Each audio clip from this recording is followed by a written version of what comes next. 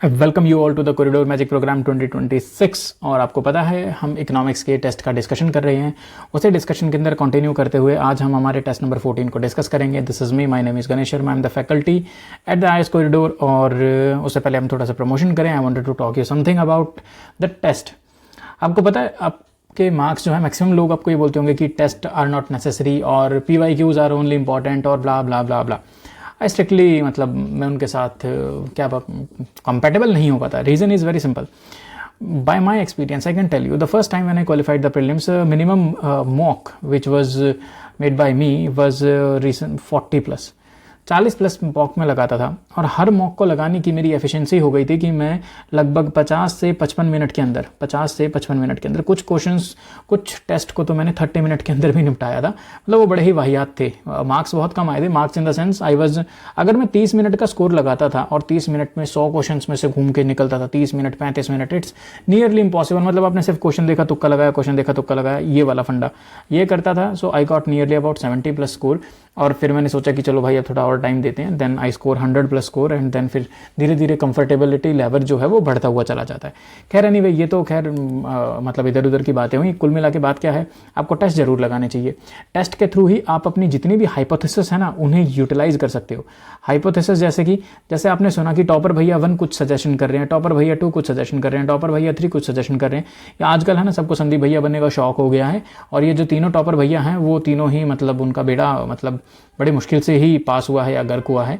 पर एनीवे, यहाँ पर जब टेस्ट लगाते हैं ना, तब आप इन हाइपोथेसिस को यूटिलाइज करके देखिए। जो आपको ट्रिक बताई जाती हैं या फिर जो भी आपके दिमाग में चल रहा होता है, उसको उन टेस्ट के ऊपर अप्लाई करके देखिए and then you will find out a very beautiful result. और उसी चीज़ को आप लर्न करेंगे, वही आपका जो मसल मेमोरी है उसके अंदर धीरे धीरे इम्बाइब होता हुआ चलेगा।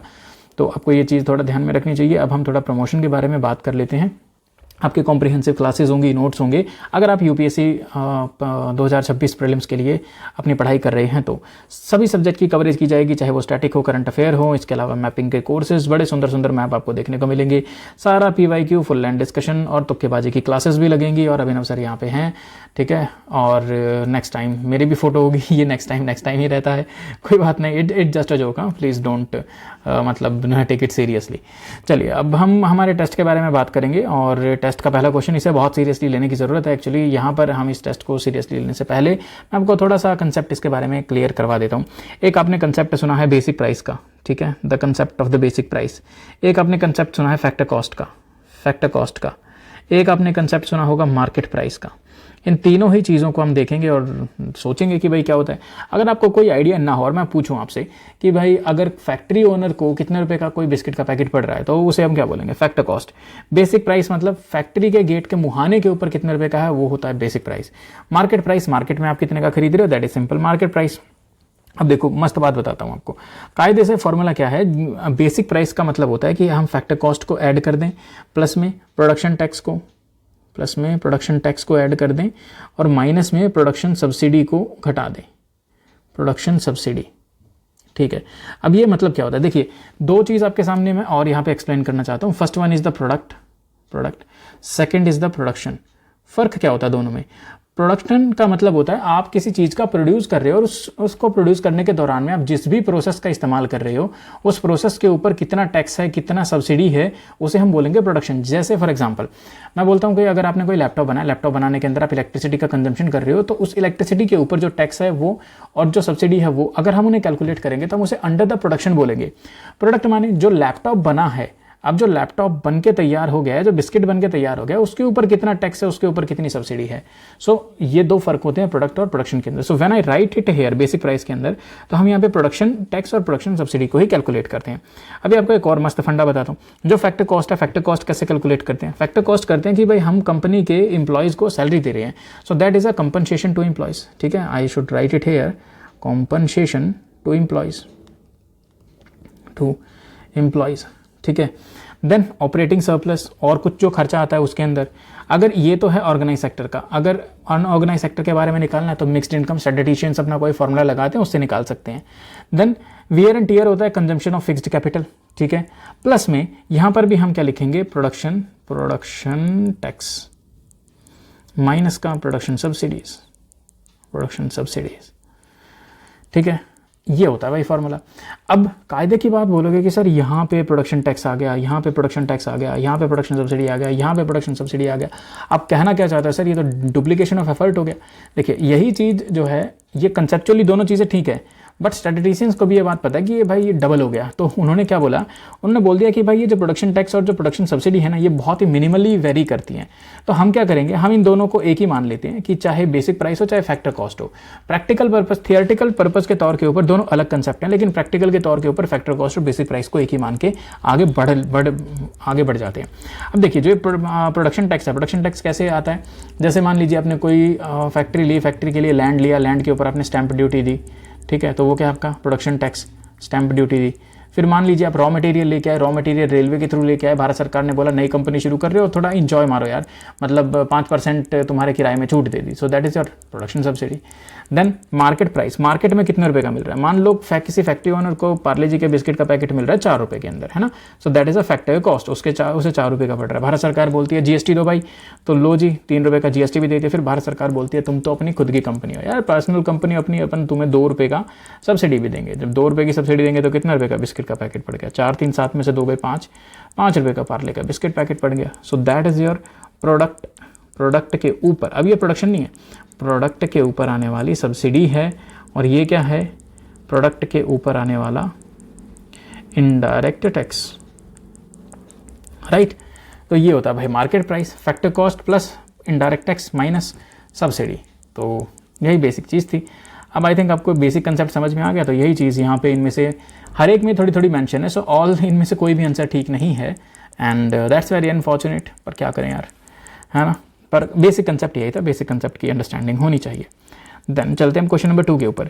भारत में आपको पता है एग्रीकल्चर सेक्टर है, primary sector, secondary sector, tertiary sector, उनमें से हम बात कर रहे हैं सर्विस सेक्टर के बारे में। टर्शियरी सेक्टर के अंदर सर्विस सेक्टर है, इस सर्विस सेक्टर का कंट्रीब्यूशन कितना है। सर्विस सेक्टर 55 से 60% ऑफ इंडिया की जीडीपी को एम्प्लॉय मतलब कंट्रीब्यूट करता है, but less than 30% of the workforce employ करता है। बिल्कुल ठीक बात है, इसमें कोई शक नहीं होना चाहिए। लगभग 27% के आसपास में वर्कफोर्स हमारे एम्प्लॉयड है इसमें, सो आई मस्ट राइट इट, है ना। तो ये जो स्टेटमेंट है बिल्कुल ठीक है।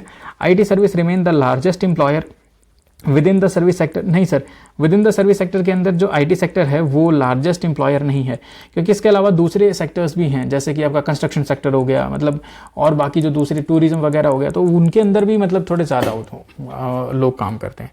So that is not completely true, second is wrong. Then financial services has remained stagnant since the 2010, वो गलत भाई। अब देखिए फाइनेंशियल सर्विसेज क्या होती है यार, जैसे यूपीआई भीम है ना, तो क्या वो स्टैग्नेंट है 2010 से, भाई बूम हुआ है और हर दिन बूम होता जा रहा है। So third statement is also incorrect. Which of the following statement is correct, तो that is your option B. National manufacturing policy, ये याद करने वाली बात होती है, मीन्स के अंदर हम बड़ा इसको यूटिलाइज करके लिखते हैं। नेशनल मैन्युफैक्चरिंग पॉलिसी 2011, उसका मकसद था कि 25% 2025 तक बढ़ाया जाना चाहिए, so that was a um, और 100 मिलियन जॉब्स होनी चाहिए, तो ये भी सही है। देन यूनिफॉर्म आपका मैंडेटेड है, यूनिफॉर्म मिनिमम 51% फॉरेन ऑनरशिप। भाई फॉरेन ऑनरशिप हम क्यों लेंगे भाई 51% की, तो बड़ी दिक्कत और गलती वाली बात है ये। Third statement is incorrect. Which of the following statement are correct, so 1 and 2 only are the correct statement. Then अब आगे चलते हैं। Which of the following statement, इनमें से पूछा गया है कि रियल एस्टेट के लिए कौन सा ट्रस्ट बनाया गया है। तो इंफ्रास्ट्रक्चर इन्वेस्टमेंट ट्रस्ट नहीं होता सर, वो real estate investment trust, REIT, real estate investment trust होता है। तो पहली जो स्टेटमेंट है वो गलत है। इनवाइट एश्योर्ड रिटर्न प्रोवाइड करते हैं independent of the operational risk. भाई धरती पे कोई ऐसी चीज़ नहीं है जो ऑपरेशनल रिस्क को ना मानती हो। फौज, आर्मी, पढ़ाई लिखाई सब ऑपरेशनल रिस्क को मानती हैं। सो ये स्टेटमेंट तो गलत हो जाएगी। एश्योर्ड रिटर्न नहीं देते हैं, बल्कि वो भी रिस्क के ऊपर डिपेंडेंट होते हैं। So that statement is also incorrect. Invite जो है वो लॉन्ग टर्म इंफ्रास्ट्रक्चर फैसिलिटीज़ को फाइनेंस करती है थ्रू द एसेट मोनेटाइजेशन। बिल्कुल ठीक बात है भाई, लॉन्ग टर्म इन्वेस्टमेंट ही होता है इंफ्रास्ट्रक्चर इन्वेस्टमेंट ट्रस्ट के थ्रू, या फिर रियल एस्टेट इन्वेस्टमेंट ट्रस्ट के थ्रू भी लॉन्ग टर्म ही इन्वेस्टमेंट होता है। सो इनमें से इनकरेक्ट पूछा गया था, तो 2 आपके इनकरेक्ट हैं, so the option 2 will be incorrect one. Insurance regulatory development authority of India, इनमें से पूछा गया है, इनमें से कौन सा सही है इसके बारे में। ये मिनिमम कैपिटल को बताती है कि भाई कोई भी कंपनी अगर इंडिया में इंश्योरेंस का काम शुरू करना चाहती है तो उसके लिए मिनिमम कैपिटल कितनी होनी चाहिए। एब्सोल्युटली करेक्ट है, इसमें कोई डाउट नहीं है।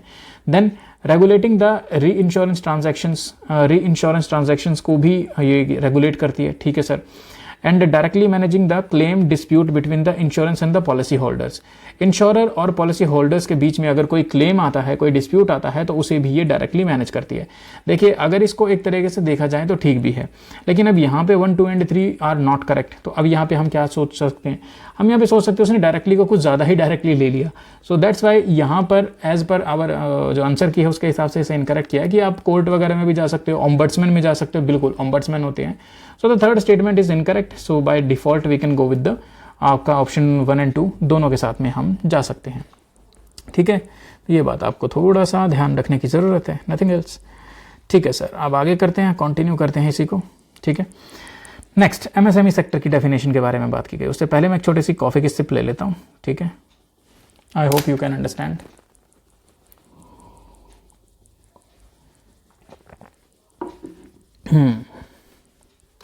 ओके, चलिए, एमएसएमई की डेफिनेशन के बारे में पूछा गया है, टर्नओवर बेस्ड। ठीक है, उसे जून 2020 में रिवाइज किया था, उसके बाद भी आए 2025 में भी रिवाइज किया था, 2025-26 के बजट के अंदर।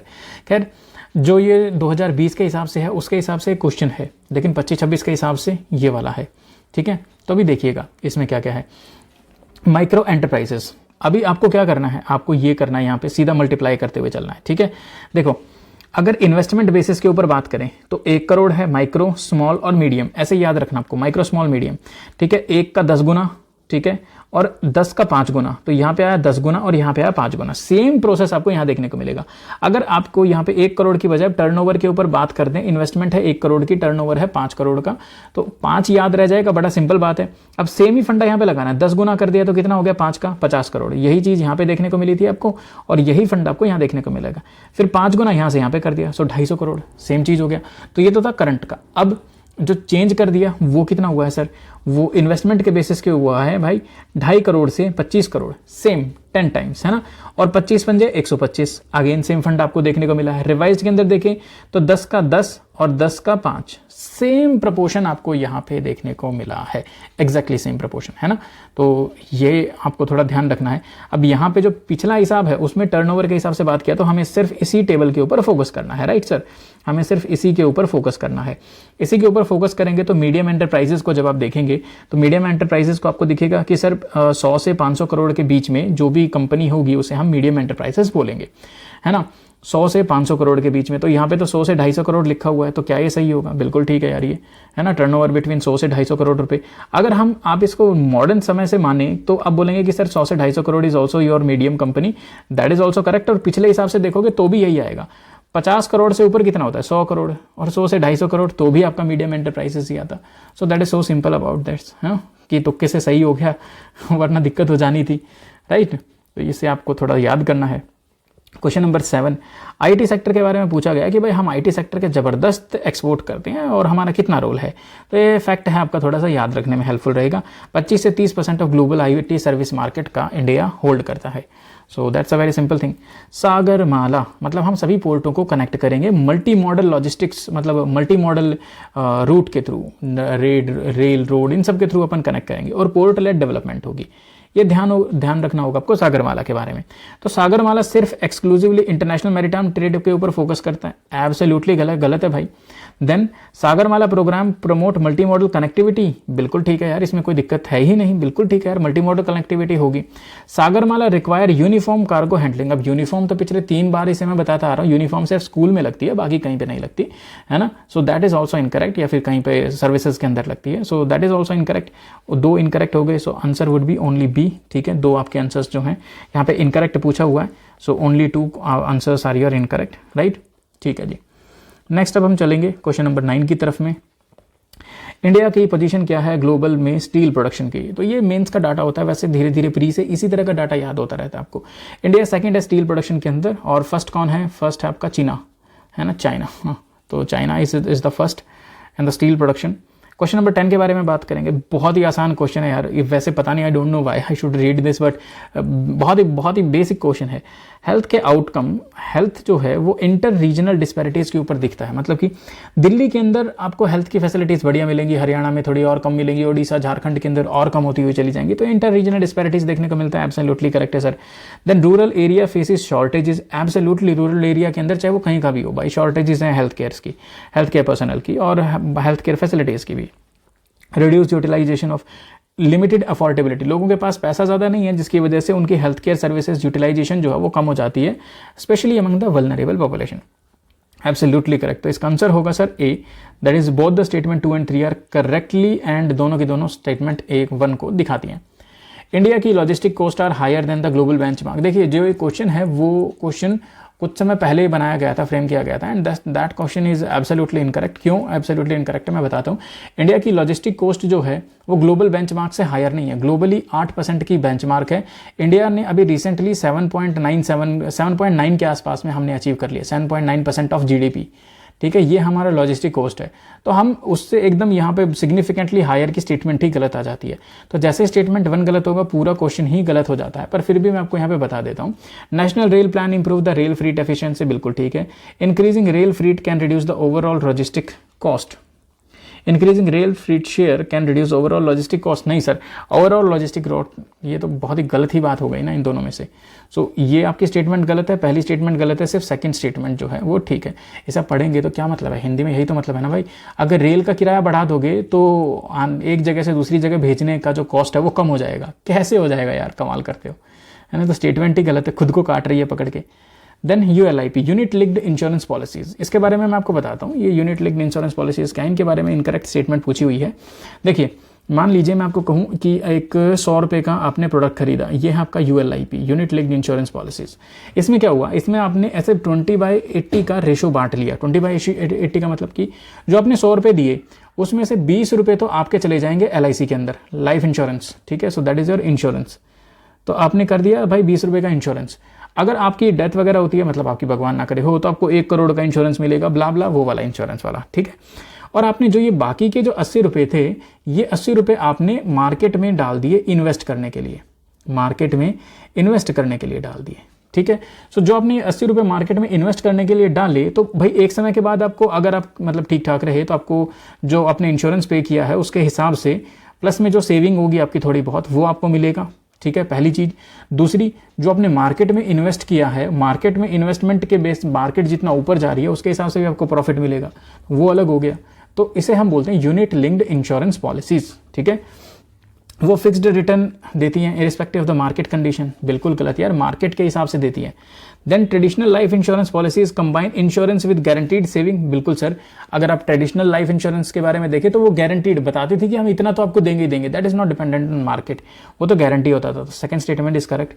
Are exclusively meant for corporate policy holders, गलत भाई, कोई भी ले सकता है यूनिट लिंक्ड इंश्योरेंस पॉलिसीज को। So the answer would be B, 2 only. ठीक है, then Make in India campaign में से किस चीज को इंक्लूड नहीं किया गया है, किसे एक्सक्लूड किया गया है, वो फाइनेंशियल सर्विस और टेलीकम्युनिकेशंस को। इंडिया के टूरिज्म सेक्टर के बारे में बातचीत है, ये बिना फैक्ट वाला डेटा है, बकवास है सारे का सारा, मतलब बकवास इन द सेंस की व्हेन आई से द क्वेश्चन इज बकवास, that means the question is so simple. ठीक है, बहुत सिंपल है। जैसे अगर ये क्वेश्चन आप गलत नहीं कर सकते, ये सिली क्वेश्चन, मतलब ये सिली मिस्टेक भी मैं नहीं बोलूंगा, तो पाप है, घोर अपराध है, उस श्रेणी में आ जाएगा ये। ठीक है, हम यहाँ पे देखेंगे तो tourism infrastructure investment in India remains lower. भाई टूरिज्म के ऊपर कौन ही इन्वेस्टमेंट करता है, बिल्कुल ठीक है यार, लोअर है। ठीक है, देन इंडिया में टूरिज्म का पोटेंशियल पूरा फल फूल नहीं पा रहा है क्योंकि लास्ट माइल कनेक्टिविटी नहीं है। भाई बिल्कुल ठीक है यार, ये भी ठीक है, ये भी ठीक है। गवर्नमेंट की पॉलिसी ऐसा है कि भाई विदेशियों को ना आने दिया जाए, तो गलत बात है ये, गवर्नमेंट चाहती है विदेशी आए। सो ये स्टेटमेंट गलत हो गई। सो option A, 1 and 2 only would be the correct thing. Let's move about question number 15। Question number 15 के अंदर हम देखेंगे कि with respect to the renewable energy infrastructure, India के ग्रिड इंटीग्रेशन में क्या क्या चैलेंजेस आते हैं। तो बहुत सिंपल क्वेश्चन है कि इंडिया के अंदर जो रिन्यूएबल आउटपुट है, रिन्यूएबल एनर्जी का आउटपुट, एक तो वो बहुत ज़्यादा वेरी करता है, ऊपर से स्टोरेज कैपेसिटी भी हमारी अच्छी नहीं है। मतलब कुल मिला के क्या बात है कि जैसे अगर हम पूरा इंडिया माने, इंडिया के अंदर कहीं पर आपको यहाँ पर मान लो गर्मियों के समय में आप सोलर एनर्जी अच्छी बना सकते हो, लेकिन फिर जब सर्दियाँ आती हैं या फिर बारिश का मौसम आता है तब सोलर एनर्जी नहीं बनती। So there is a larger variability. इसके अलावा जो ग्रिड कनेक्टिविटी है उसके लिए सोलर बोल रहा हूँ, स्टोरेज कैपेसिटी की बहुत तगड़ी ज़रूरत होती है। और जब स्टोरेज कैपेसिटी नहीं होगी, इतनी ज़्यादा वेल डेवलप्ड नहीं होगी, तो ग्रिड कनेक्टिविटी में प्रॉब्लम आती है। क्वेश्चन नंबर 16 के बारे में बात करेंगे। बहुत आसान है, बहुत बेसिक क्वेश्चन है कि a large section of Indian population remains without the insurance. जब भी कभी ऐसे टर्म्स आती है ना, तो वो ज़्यादातर जनरली सही ही होती हैं। तो हाँ, बिल्कुल ठीक है। इसमें प्रधानमंत्री जीवन ज्योति बीमा योजना वो एक अफोर्डेबल वर्किंग एज लोगों के लिए एक तरह का इंश्योरेंस प्लान है। बिल्कुल सही, एब्सोल्युटली। थर्ड, बहुत कम प्रीमियम होता है। बिल्कुल ठीक है यार, बहुत कम प्रीमियम होने से इंश्योरेंस पेनिट्रेशन इंक्रीज हो जाता है। एब्सोल्युटली करेक्ट, तीनों स्टेटमेंट सही है। और आई थिंक इसके अंदर both of the statement are correct and both explain statement 1 A would be a correct option. Then textile industry के अंदर पूछा गया है कि भाई सबसे तगड़ा चैलेंज इनमें से क्या है। वैसे तो ये सारे ही चैलेंज हैं, लेकिन सबसे तगड़ा चैलेंज है कि लेबर कोस्ट की वजह से इंडिया के अंदर लेबर का कॉस्ट है ना, वो हायर है विद रिस्पेक्ट टू जो हमारे रीजनल कॉम्पिटिटर्स हैं, जैसे कि बांग्लादेश है, वहाँ पे आपको लेबर कॉस्ट कम देखने को मिलती है। इसकी वजह से हमारे यहाँ का टेक्सटाइल थोड़ा ज़्यादा महंगा होता है। So that's another problem. Then education service sector के बारे में पूछा गया है कि एजुकेशन का जो हमारा एक्सपोर्ट है, education as a service sector के तौर पे एक्सपोर्ट करते हैं, तो उसके अंदर वो पूरा फैल सकता है, लेकिन अभी वो पूरा फैल नहीं रहा है। उसका चैलेंजेस क्या हैं, उसको किसने रोक रखा है। तो सबसे बढ़िया आते हैं यहाँ पे क्वालिटी। इंडिया के अंदर आपको पता है ना, एक डायलॉग बाजी दी जाती है, मीन्स के अंदर आप लिखते हैं उसको कई बार में कि the ocean of mediocrity and island of excellence. कि ओशियन जो है वो तो मीडियोक्रेसी का है, लेकिन छोटे छोटे जो एक्सीलेंस है वो आपके आइलैंड की तरह से, जैसे आईआईटी हो गए, एम्स हो गया, तो ऐसे ही आपको देखने को मिलते हैं। So the quality is a major problem in Indian education system. So quality की वेरिएबिलिटी और limited research output globally. So इसकी वजह से हमारा जो एजुकेशन सर्विस में एक्सपोर्ट है वो ज़्यादा बढ़िया नहीं है। देन स्मार्ट सिटीज़ मिशन के बारे में बात करें कि स्मार्ट सिटीज़ मिशन के अंदर प्राइमरी फंडिंग कहाँ से आती है सरकार। So it's a mixed funding, government, private sector, multilateral agency सब इसके अंदर फंड करती हैं। Then next is very very simple question. अरे ये बना हुआ ही रह गया यहाँ पे। हाँ, anyway, FDI is completely prohibited from India का इंश्योरेंस सेक्टर। गलत है ये, कम्प्लीटली प्रोहिबिटेड एफडीआई क्यों ही होगी इंश्योरेंस सेक्टर से। FDI up to 100% is allowed. Third देखो, एफडीआई जो है वो फिक्स है 49। अब इन दोनों में से कोई एक ही सही होगा, दोनों तो सही हो नहीं सकते।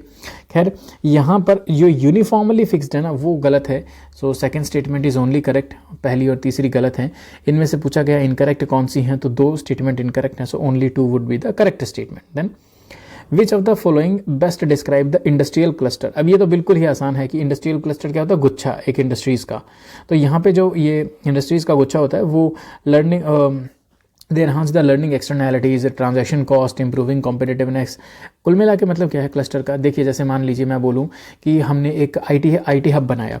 अब ये आईटी हब के अंदर क्या चीज़ यहाँ पे होगी, आईटी हब के अंदर इधर आपका मदरबोर्ड रिपेयरिंग वाले भी होंगे, है ना, इधर आपका सॉफ्टवेयर इंस्टॉल करने वाले भी होंगे, इधर आपका इलेक्ट्रिक ग्रिड होगा, इधर आपके मान लीजिए कोई दूसरे जैसे सेमीकंडक्टर वाले इंडस्ट्रीज़ है वो वाले लोग होंगे। तो इस तरह से बहुत सारे जो आपके सेक्टर्स हैं रिलेटेड टू द आईटी वो एक ही जगह पे आपको देखने को मिलेंगे। सो उससे क्या होगी, उससे लर्निंग जो है वो इम्प्रूव होगी, राइट, कॉम्पिटिटिवनेस इंप्रूव होगी, ट्रांजैक्शन कॉस्ट कम होगी, क्योंकि एक बिल्कुल पास में ही तो है ना, ऐसे मतलब आवाज़ लगाई और दूसरा पर्सन मिल जाएगा। Question number 22, GIFT city Gandhinagar आपका Gujarat international financial tech city. So that is your आपका गिफ्ट सिटी होता है। GIFT city was mainly created to compete with the Mumbai. नहीं सर, ये इस वजह से नहीं था। गिफ्ट सिटी है ना गुजरात गांधीनगर के अंदर है, और इसका पर्पज़ क्या था, इसका पर्पज़ था एक इस तरह का इकोनॉमिक एनक्लेव बनाना जिसके अंदर आप वर्ल्ड की सभी सर्विसेज, चाहे वो एक्सचेंज हो, चाहे वो इंश्योरेंस से रिलेटेड काम हो, चाहे वो लॉ से रिलेटेड काम हो, अकाउंटेंट्स वगैरह हों। जैसे मान लीजिए आपको ऐसा दिखता है ना कि ट्रेन के अंदर लोग आते हैं चाय चाय चाय चाय बोलते हुए, इसी तरह गिफ्ट सिटी के अंदर सारे वर्किंग प्रोफेशनल्स आपको देखने को मिलते हैं। अगर आपको इंडिया में कोई काम धंधा शुरू करना है, यहाँ पर शुरू करोगे तो थोड़े और आपको इंसेंटिव्स मिलेंगे। तो इस वजह से ये शुरुआत की गई थी। It is not been made to compete with the Mumbai. इसके अलावा इसके अंदर आपको बहुत सारे रेगुलेटरी जो बॉडीज़ हैं उन सब के मेंबर्स भी देखने को मिलेंगे। Insurance regulatory development authority of India, PFRDA, RBI, NABARD, इन सब की जो ऑफिसर्स हैं आपको गिफ्ट सिटी गांधीनगर गुजरात में देखने को मिलेंगे। GIFT City function as a fintech city only, नहीं सर ये फिनटेक सिटी के तौर के ऊपर नहीं कहता। फिनटेक का मतलब होता है फाइनेंशियल और टेक्नोलॉजी। इसके अलावा बहुत सारी चीज़ों के लिए भी ये यहाँ पे है, चाहे आपके लेबर लॉ वगैरह हो गए, उन सब चीज़ों को क्रॉस वेरीफाई करवाने के लिए।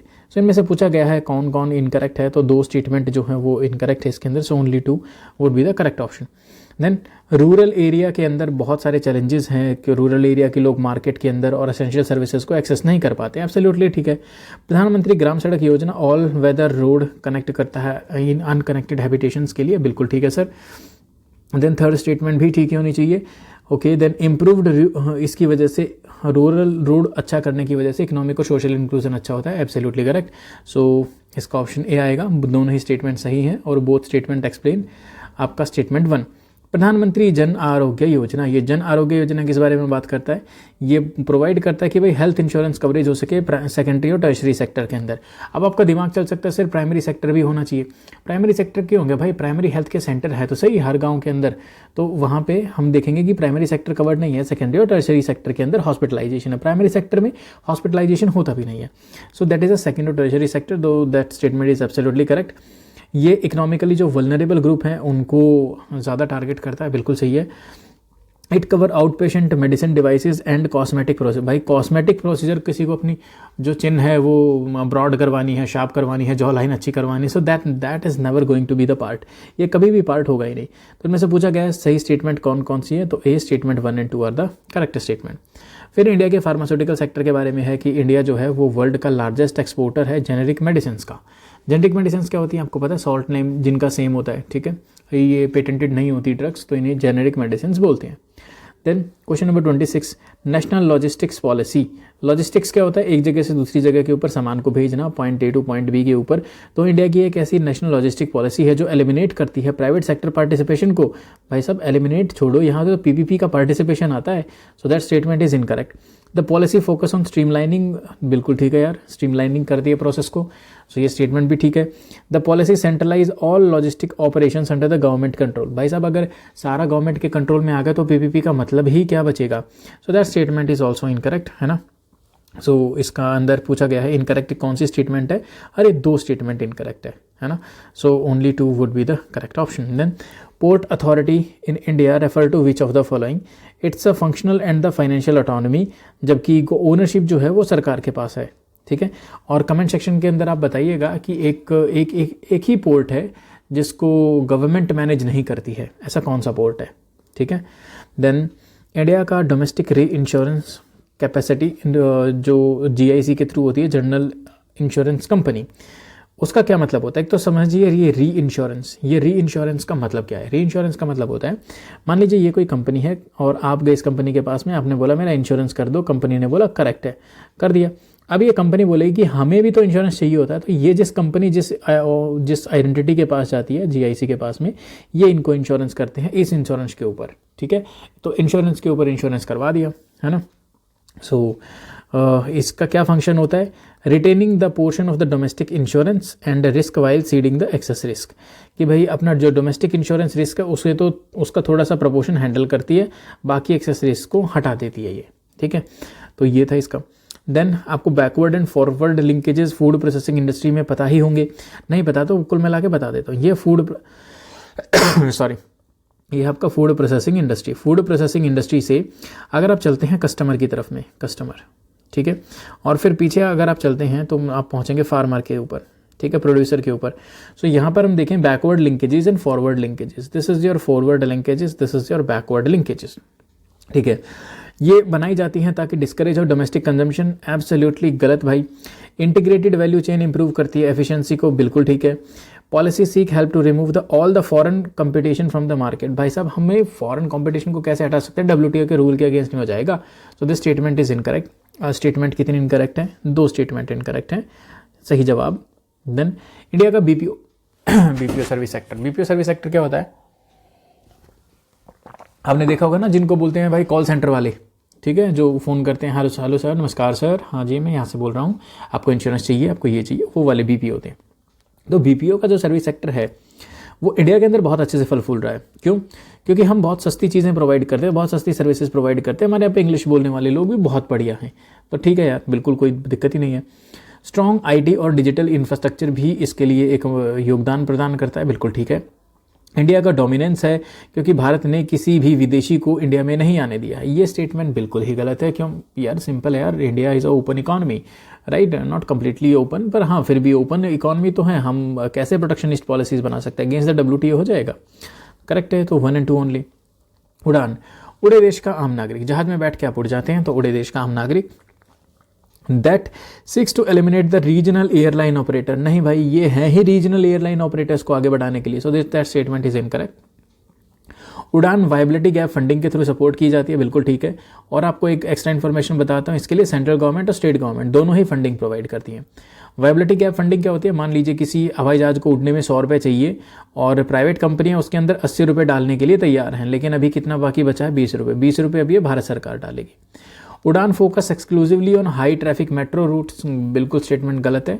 सो इनकरेक्ट स्टेटमेंट देखनी थी, 2 स्टेटमेंट इनकरेक्ट हैं, so only 2 would be the correct option. Then micro insurance, मान लो छोटा छोटा इंश्योरेंस है।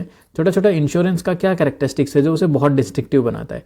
छोटा इंश्योरेंस का मतलब ये होता है सर, लो कॉस्ट पॉलिसीज, बहुत सिंपल अंडर राइटिंग होती हैं, ताकि जिन लोगों के पास में, जैसे पुअर लोग हैं बेचारों के पास में इंश्योरेंस नहीं पहुंच पाता, तो यहाँ से वो इंश्योरेंस सप्लाई किया जाता है। मतलब इन द सेंस कुल मिलाकर की लंबी चौड़ी इंश्योरेंस का प्रीमियम बनाने की बजाय आपका ये 50-100-25 रुपये के ऊपर भी इंश्योरेंस कर दिया जाता है। So that is a micro insurance policies, ठीक है।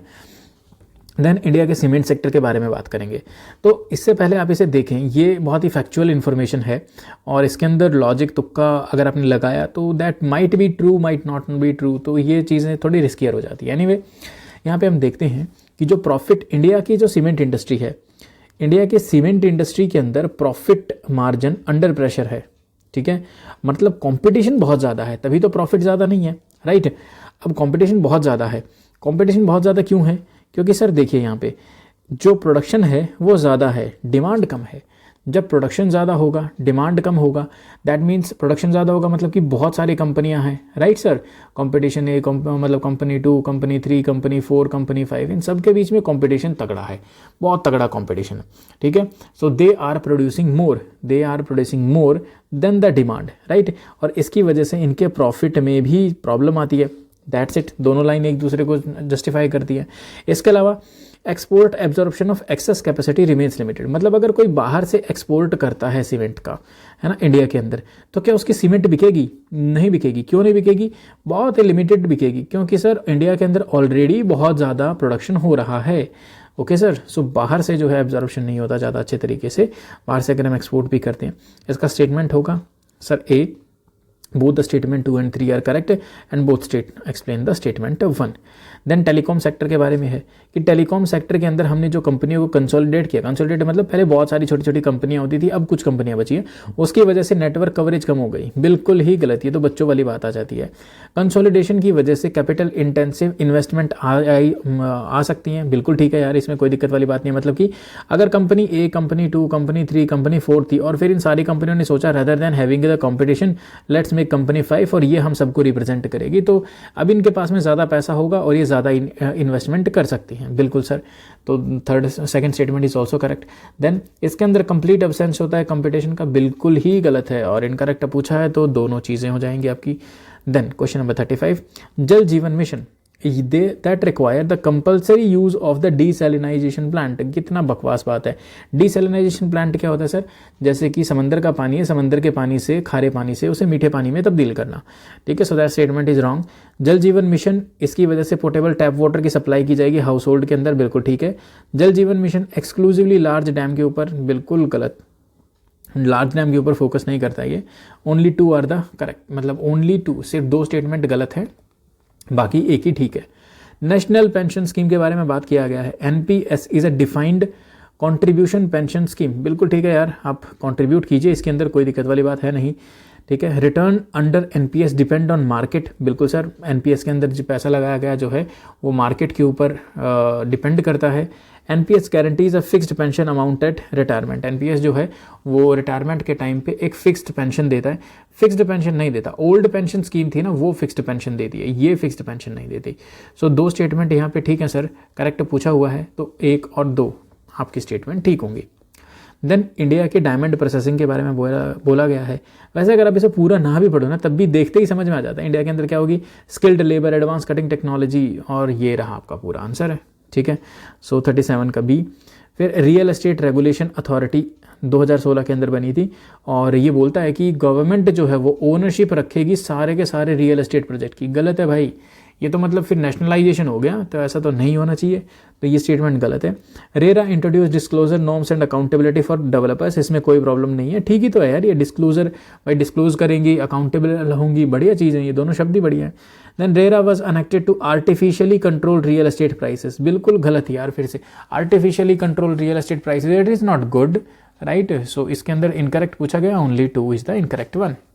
Then development of inland waterways programme, inland waterway किस चीज़ के ऊपर फोकस कर रहा है, नदियों के through transportation, that bulk cargo movement at lower cost than the road and rail alternatives.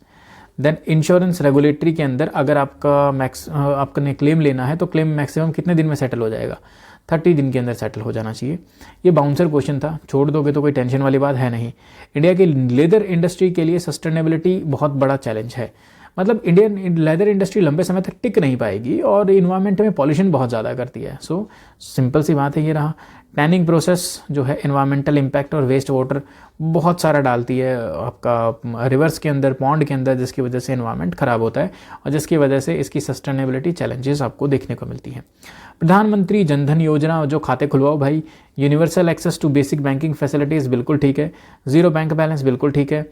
That mandate fixed deposit from all account holder, गलत है। एफडी जीरो बैलेंस पे खुल रहा है तो सर एफडी कहाँ से आ जाएगी। सो करेक्ट स्टेटमेंट पूछा हुआ है, 1 and 2 only are the correct, ठीक है। क्वेश्चन नंबर 43, रेलवे के इलेक्ट्रिफिकेशन के लिए हमें देखना है रेलवे के इलेक्ट्रिफिकेशन। सो उसके लिए हमें क्या करना चाहिए, reduce the operational cost, lower emissions. अगर रेलवे का हमने इलेक्ट्रिफिकेशन कर दिया तो हमें ये सब बेनिफिट देखने को मिलेंगे। देन नेक्स्ट इज योर आपका है तकाफुल इंश्योरेंस। तकाफुल इंश्योरेंस क्या होता है सर, ये वो इंश्योरेंस होता है जो as per the Islamic law के हिसाब से होता है। इस तरह जैसे आपको पता है ना शरिया बैंकिंग, इसी तरह एक होती है शरिया बैंकिंग। शरिया बैंकिंग क्या होती है, जो शरिया लॉ के हिसाब से होता है। सो दैट इज़ अ शरिया बैंकिंग, वो बैंकिंग जो शरिया लॉ के हिसाब से। एनीवे ये तकव्वुल इंश्योरेंस, इसके अंदर जो आपकी इंश्योरेंस कंपनी है वो उन्हीं प्रोडक्ट के ऊपर इंश्योरेंस देती है जिसके ऊपर इस्लाम मानता है और उसको उसी जगह पे इन्वेस्ट करती है जिसको इस्लाम मानता है। So regular insurance regulations with specific operational modification, this would be the correct, ठीक है। सेपरेट इस्लामिक बैंकिंग एक्सक्लूसिवली, गलत है ना। नो फॉर्मल रेगुलेटरी फ्रेमवर्क, गलत है। इंटरनेशनल शरिया लॉ डायरेक्टली, गलत। सो एक इकलौती यही चीज़ बचती है आपकी। इंडिया की केमिकल इंडस्ट्री के बारे में बताया गया है कि it has benefited from cost effective manufacturing, बिल्कुल ठीक है सर, इसमें कोई दिक्कत है ही नहीं। Then availability of skilled technicians and man power, हमारे पास हर तरह के स्किल्ड टेक्नीशियंस हैं। Then exports are driven primarily by the government mandated export quota, कि भाई इंडिया जो है वो एक्सपोर्ट इसी वजह से करता है कि गवर्नमेंट ने बोल रखा है, अदरवाइज एक्सपोर्ट ना करें। क्या बकवास है यार, ये गवर्नमेंट के बोलने से इन ट्रेड थोड़ी ना चलता है। सो दो ही स्टेटमेंट इसके अंदर ठीक हैं। So option 1 and 2 right. 46, liberalisation of India की लीगल सर्विस मार्केट के अंदर, इंडिया की जो लीगल सर्विस मार्केट है दैट इज कम्प्लीटली ओपन, गलत सर, जहाँ पर भी कम्प्लीटली आ गया गलत आ गया। Foreign lawyers are allowed in to the limited entry, बिल्कुल ठीक है, कोई प्रॉब्लम नहीं है। अगर हमने फुल्ली ओपन कर दिया तो दिक्कत है, बैन कर दिया तो दिक्कत है। No form of formal participation is permitted, फिर से ये बैनिंग वाली ही बात आ गई। तो यहाँ पे कम्प्लीटली ओपन था, यहाँ पे कम्प्लीटली बैन, दोनों स्टेटमेंट गलत हैं आपकी। और पूछा गया है कितनी इनकरेक्ट हैं, so only 2 would be the incorrect one. Then renewable energy और इंडिया के ग्रिड के अंदर क्या प्रॉब्लम है, अभी हमने कुछ देर पहले जब हमने क्लास में देखा था कि रिन्यूएबल एनर्जी के लिए मेन प्रॉब्लम है बैटरी एनर्जी स्टोरेज सिस्टम की, कि जब ग्रिड के अंदर बैटरी ही नहीं होगी जो उस पूरी इलेक्ट्रिसिटी को स्टोर कर सके। देखो कुल मिला के चीज़ें कैसे चलती हैं। जैसे मान लीजिए 4 एरिया हैं, area A, area B, area C, area D. अब एरिया ए के अंदर हायर प्रोडक्शन होता है, ठीक है। एरिया बी के अंदर लेसर प्रोडक्शन होता है, एरिया सी के अंदर ज़ीरो प्रोडक्शन होता है और एरिया डी के अंदर हायर प्रोडक्शन होता है, ठीक है, हायर प्रोडक्शन। अब देखिए ए वाला एरिया ज़्यादा प्रोड्यूस करेगा, डी वाला एरिया ज़्यादा प्रोड्यूस करेगा तो दोनों ने मिलकर कुछ कुछ बी वाले एरिया को प्रोवाइड करती, लेकिन सी के अंदर तो जीरो प्रोडक्शन है, तो सी पे कहाँ से आएगा। और बी को भी मान लो 100 यूनिट चाहिए थी, लेकिन बी प्रोड्यूस कर पा रहा है सिर्फ 20, अब 80 यूनिट एक्स्ट्रा चाहिए, कहाँ से लेके आएंगे 80 यूनिट। तो ये होगा जब ये पूरा का पूरा जो एरिया है ये ग्रिड के थ्रू कनेक्ट होगा, ठीक है। अब देखिए, अब इसने एक्स्ट्रा एक्सेस बनाई, ग्रिड में भेज दी, और ग्रिड में एनर्जी स्टोरेज यूनिट रखी हुई है यहाँ पे, इसमें एनर्जी स्टोर हो गई। अब मान ले ये डी के पास सेंड नहीं करेगा, क्यों, डी से भी इधर भी आ गया एनर्जी, वो भी स्टोर हो गई। अब डी से जितनी बी को चाहिए उतनी दे देंगे, सी को चाहिए उतनी दे देंगे, राइट। मान लीजिए कभी एक समय पे आके सी प्रोड्यूस करना शुरू कर दिया, ए ने बंद कर दिया, तो अभी इसी ग्रिड से एनर्जी इसके पास चली जाएगी। तो ये काम होता है बैटरी स्टोरेज सिस्टम का। देन जो डिजिटाइजेशन इंक्रीज़ हो रहा है उससे हमें साइबर इंश्योरेंस पॉलिसीज़ चाहिए हैं, क्योंकि हमें डाटा ब्रीच का खतरा है, बिजनेस इंटरप्शन का खतरा है, और हर तरह के साइबर इंसिडेंट का खतरा है। क्वेश्चन नंबर 49 बहुत ही सिंपल और बेसिक है। इंडिया जो है वो, इंडिया की ऑटोमेटिव इंडस्ट्री धीरे धीरे तेल से अभी बिजली की तरफ में जा रही है, ठीक है। तो इसके बारे में स्टेटमेंट दी हुई है कि इंडिया का जो ट्रांजिशन है वो बहुत ही ग्रेजुअल है, एकदम तुरंत शिफ्ट नहीं आया, धीरे धीरे करके शिफ्ट आ रहा है, बिल्कुल सही। Then limited battery manufacturing constrain supply chain, बिल्कुल ठीक है सर, हमारे यहाँ पे बैटरी मैन्युफैक्चरिंग बहुत स्ट्रॉन्गर नहीं है, इस वजह से सप्लाई चेन बढ़िया नहीं है, इस वजह से हमें सारी जो है ना, आप देखिए आपकी इलेक्ट्रिक स्कूटी हैं वो सारी चाइना से हमें इंपोर्ट करनी पड़ती है, तो बिल्कुल ठीक है, इसमें कोई दिक्कत वाली बात है ही नहीं। इनसफिशिएंट चार्जिंग इंफ्रास्ट्रक्चर की वजह से रेंज ज़्यादा नहीं होती आपकी स्कूटीज़ की, बिल्कुल ठीक है, या फिर कार की, बिल्कुल है ना। तो अपने आसपास में ऑब्जर्व कीजिए चीज़ों को, तो then you will also be able to correct some statements, that is option A would be the correct thing. Then last question is the incredible India campaign. Incredible India campaign बहुत बढ़िया चलना चाहिए था tourism promotion के लिए, पर उसके लिए कुछ प्रॉब्लम है। कौन सी प्रॉब्लम है सर? क्वालिटी है ना, एजुकेशन की भी क्वालिटी, इसके अलावा इंफ्रास्ट्रक्चर अच्छा नहीं है, सेफ्टी परसेप्शन, विमेन को लगता है कि वो उनका यहाँ पे आगे रेप हो जाता है, इसके अलावा service standards, these are also not good. तो मतलब sometimes these are also not good, sometimes these are beyond good, है ना। खैर एनीवे, ये आपके 50 क्वेश्चंस थे। I hope you have like the session. मिलते हैं अब अगले नेक्स्ट सेशन के अंदर, पर चीज़ों को थोड़ा सा ओपन माइंडसेट के साथ पढ़ना शुरू कीजिए and everything will be all right. Okay, चलिए मिलते हैं अगले सेशन में। Have a nice day.